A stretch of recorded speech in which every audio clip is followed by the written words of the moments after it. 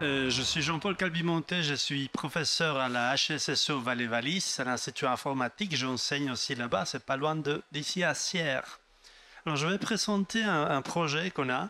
Vous avez peut-être entendu parler de l'intelligence artificielle, bien sûr. Aujourd'hui, c'est quelque chose qui est beaucoup à la mode. Mais on peut utiliser aussi l'intelligence artificielle pour aider les gens. Dans ce cas-là, je vais présenter un projet où on a essayé d'utiliser cette technologie pour analyser les données des patients qui ont souffert un cancer, qui ont survécu à un cancer. Alors, si on revient sur la problématique, aujourd'hui, il y a de plus en plus de gens qui ont pu survivre à un cancer. C'est une maladie qui touche beaucoup de gens.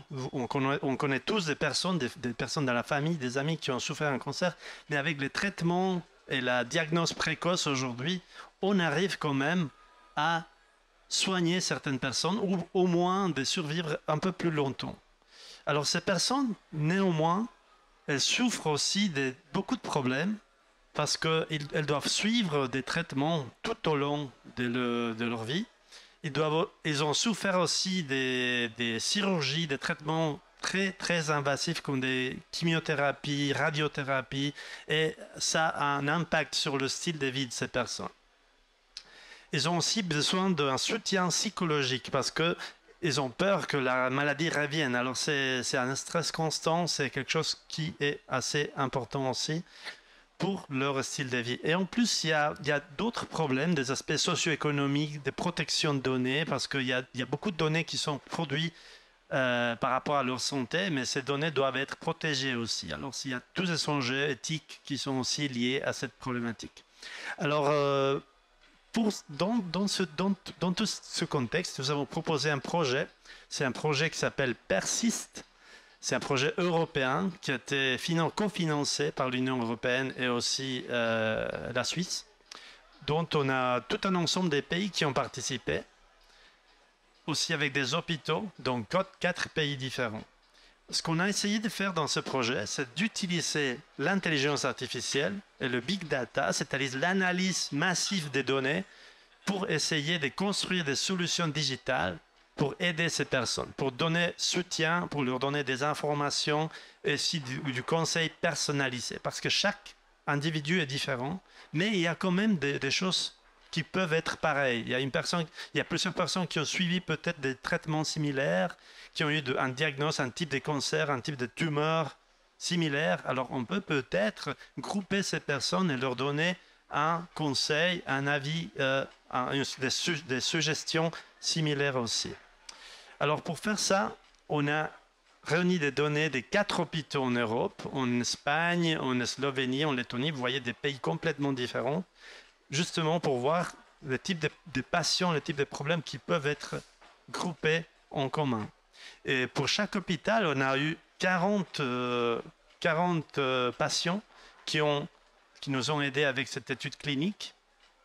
Et on leur a donné, on a développé des applications connectées avec des smartwatches, des montres connectées, pour récolter des informations. On a récolté tout un ensemble d'informations. Désolé il y a un peu de soucis avec le slide, mais pour différentes personnes, on leur a donné des conseils et des bonnes pratiques. Par exemple, une personne qui a survécu une année, elle doit visiter le médecin chaque certain nombre de mois. Alors, on leur envoyait des rappels, on leur donnait des conseils aussi.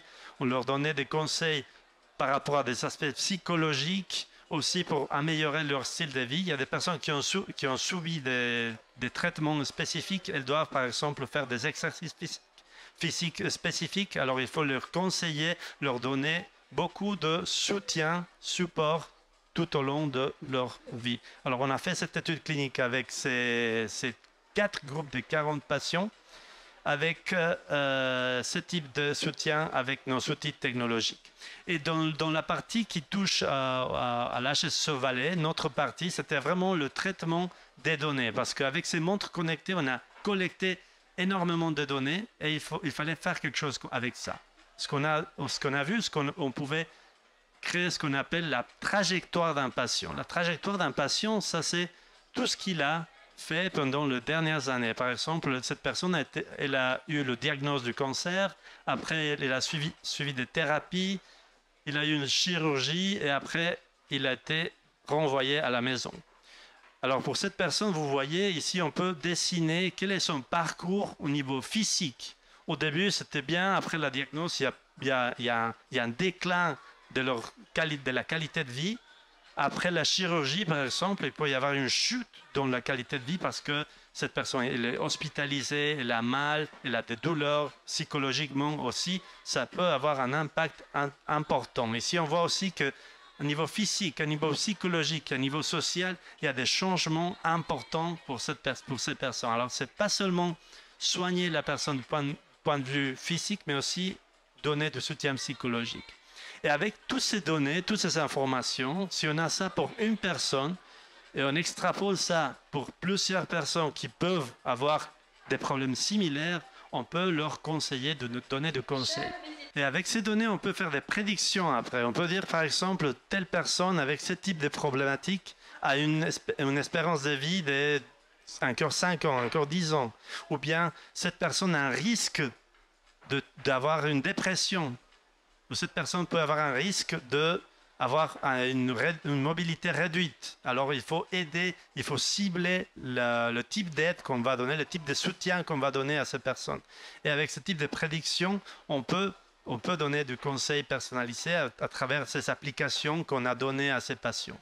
Et on a montré à la fin de cette étude qu'effectivement, il y a un soutien efficace, effectif pour ces personnes, mais il y a quand même des choses à faire en plus. On a vu, par exemple, qu'il y a des personnes qui ont des troubles spécifiques et qui ont besoin encore de plus de soutien personnalisé. Alors ça, c'est quelque chose à étudier pour le futur, mais ça montre déjà que les big data et l'intelligence artificielle dont on écoute parler beaucoup, ça peut aussi aider à nos patients, aux personnes qui souffrent de ces maladies.